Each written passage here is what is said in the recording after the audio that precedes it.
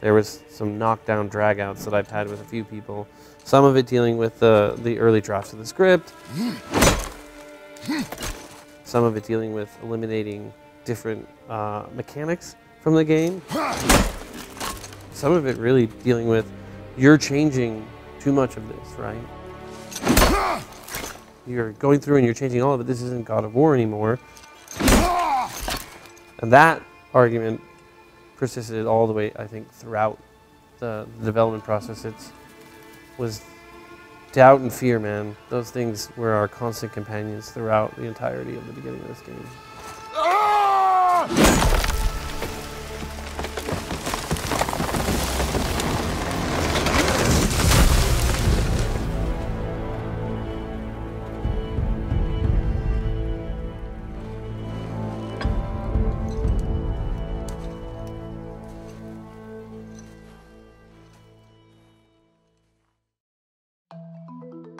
It was only recently that Cory Barlog became a celebrity in the world of video games. He's been traveling frequently in the weeks since God of War's release, conducting interviews from Sydney to Madrid, basking in the game's overwhelming critical praise. But his relationship with God of War and its protagonist Kratos dates much farther back, to when he served as lead animator on the first God of War 13 years ago. Sony Santa Monica then made him director for both the second and third entries in the franchise. 8 months into God of War 3's development, however, he left the team for Crystal Dynamics, where he spent 3 years reimagining the iconic Tomb Raider games. And in 2013, Santa Monica's prodigal son returned, with a difficult task ahead of him, to not just create a new God of War, but to reinvent the very identity of the franchise itself. We had just gone through a pretty difficult time, Ascension did not get reviewed well. A lot of people were pretty frustrated with that. They put a lot of time in. None of the games we ever work on are things we set up and say, we're just gonna phone it in. Like, nobody ever phones it in. They work like crazy on those things. So that shook people, when the sci-fi project got canceled. I inherited people a year earlier than I expected. And I found myself in a situation where I had to get 120 people excited when I didn't have a lot. I wasn't ready. I didn't have the mechanics, level design worked out. The core narrative still was in its infancy. We need to give Kratos a fresh start. We need to give the players a fresh start. We need to show him grow. We need to investigate a little bit more about what it is to be in this world and look at every decision we make through fresh eyes. The things we were looking at was really trying to dissect what's important for the franchise, and then also from that list, what can we actually flip on its head? And I think we have to be bold, because if we just release another game that is like the previous games, it's a very small cross-section of people that are going to say, that's exactly what I wanted. For me, I feel like you can just go back and play those if you miss those, because they're never going anywhere. I'm not going to go back and change any of those. They're a great part of our history. But the sort of big change, the bold change, takes constant convincing. Constant years of just trust me. In previous games, we'd have an engine, and then we'd have core mechanics, and then we would build levels from those core mechanics while working out the sort of combat, but we'd sort of have our levels worked out with our combat at the same time. In this one, everything was getting started and constructed and theorized at the same time. So across the board, we were getting an engine, lighting, the ability to build a level, right? And a level itself, while at the same time getting all the mechanics designed, while at the same time figuring out what the core combat loop is. Literally everyone is waiting for another person to finish something because they've got something else. Like, how can somebody design a puzzle when we don't know what the puzzle mechanics are, right? So we are basically going over and over again, trying to figure out the solution to the questions we haven't even figured out how to ask yet, because everybody's at the same point, like, I don't ever want to make a game like that again. Like that is literally the most stress you could possibly deal with. It is like designing a camera and a film stock while shooting a movie, while then figuring out who you want to be in it while writing it all on the same day. Like, everything being decided and figured out on the same day across the board. It is not the way to make games. Speaking of risks, I understand that having Reyes as like a companion was a challenge throughout development.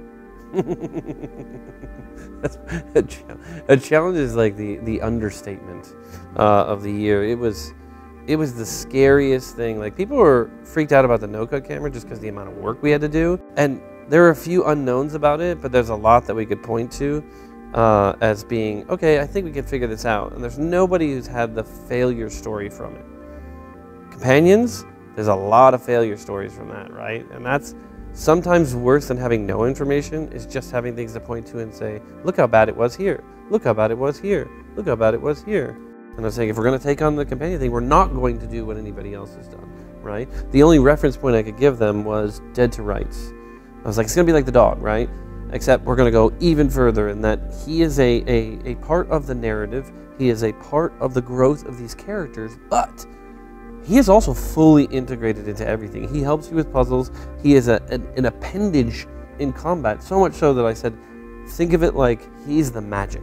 And I feel like we needed to look at it that he was just as important to the gameplay loop as he was to the narrative arc.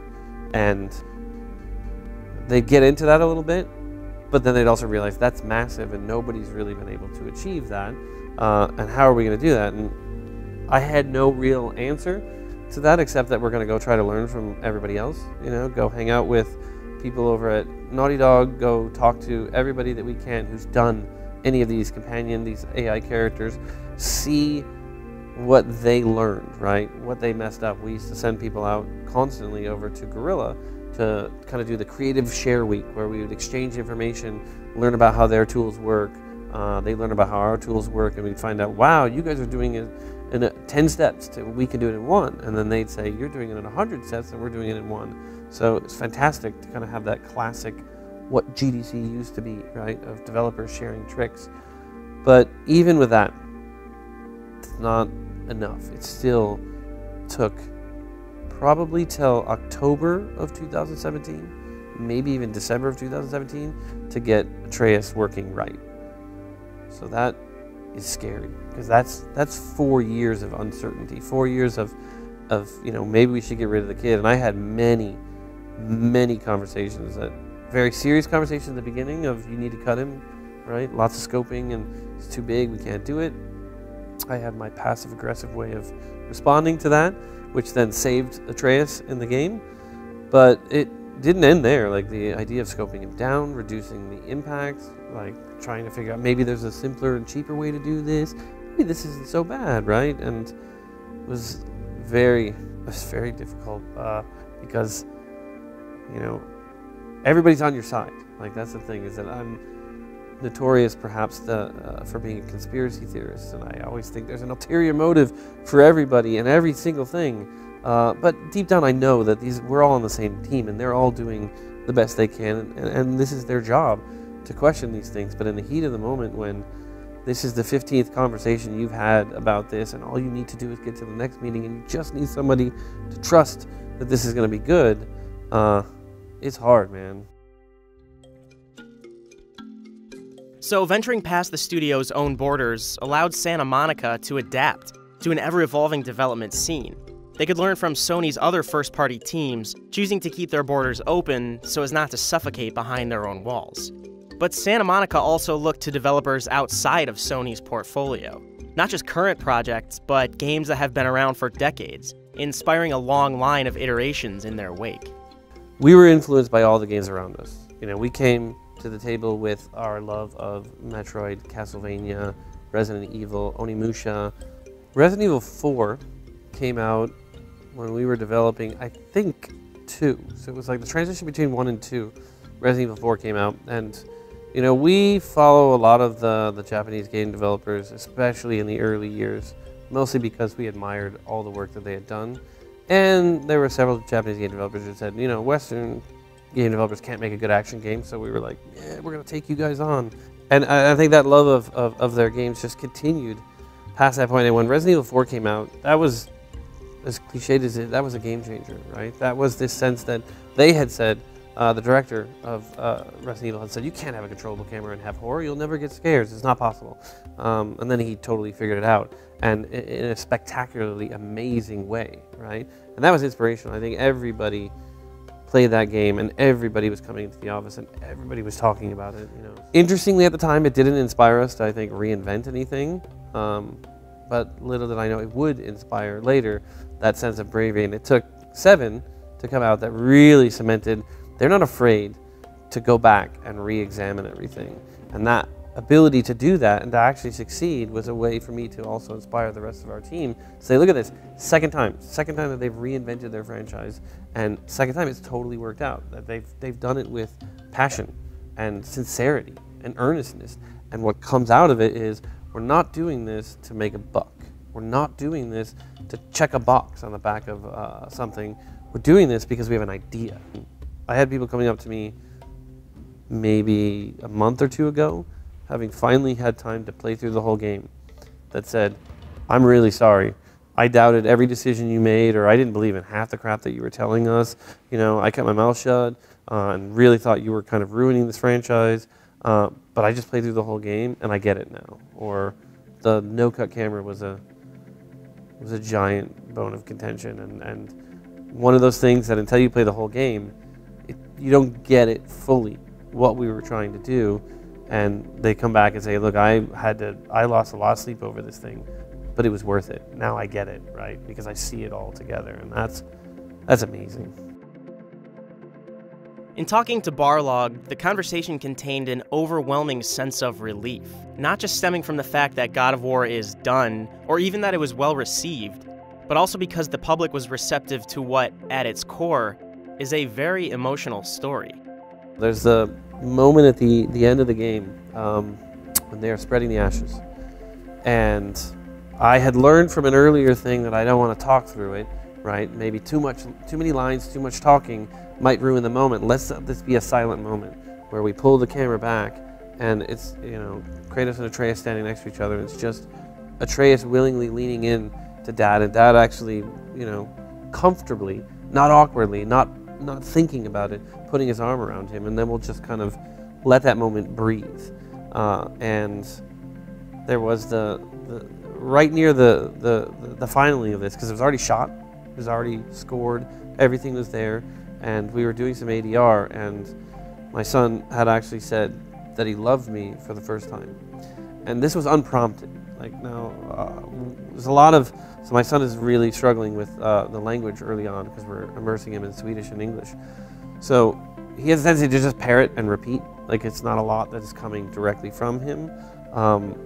But it was something that he literally just threw out there, and it absolutely just stopped me dead in my tracks. And I was just like, I didn't know how to deal with it. I was very overtaken with emotion at that point. And it stuck with me so hard that I think processed it subconsciously, like it's so absolutely personal, and that is throughout, like so many moments that I feel like I'm connecting with, whether it's me and my father, whether honestly it's me and my wife. Like, there is a lot that we've been through on this. You know, I think we all forget what we put those we love through to go through these things, because I'm an actual, like, just an emotional wreck throughout all of these things, right? There's so much stress and so many people applying pressure, but then also needing to kind of be that exposed nerve, to be open to these things, to know that is actually really good. Why are we not pushing on that more? You know, I have a pretty severe OCD, right? I'm very particular about things, and I started noticing early on that, I mean, he barely understood language, and he had those same things. It broke my heart to see that I'd pass that on to him. And I feel like this is it is truly not an environmental thing. Like, it's like a genetic thing. Like, he has it worse than I do, to the point where everything in our lives has to be in a certain order. Like, you know, I cannot open the car door before he is in a certain place, otherwise he's just going to lose it. And there's a huge part of me that had that, and I realized, like, you know what, this is something that when you look at Kratos, he looks at godhood like a disease. Right? He looks at it as something he passed on to him. And for Kratos, he wanted one thing above all else, right? It wasn't vengeance. Like, a lot of people think, oh, Kratos is all vengeance. No, he wanted to forget. He didn't want to have not done the things that he did. He didn't want to make up for the things that he did. He wanted somebody to erase it so he didn't have to carry the memory. So the early edicts that I had with the writers was saying that, you know, we'll work years and we may only succeed in a single moment of truth in the entire game. And if we succeed in that single moment of truth, we still have a victory, right? I would love it if we push ourselves further beyond that and we have so many moments of truth throughout all of this game, and all of that is born from being able to put the mirror on ourselves.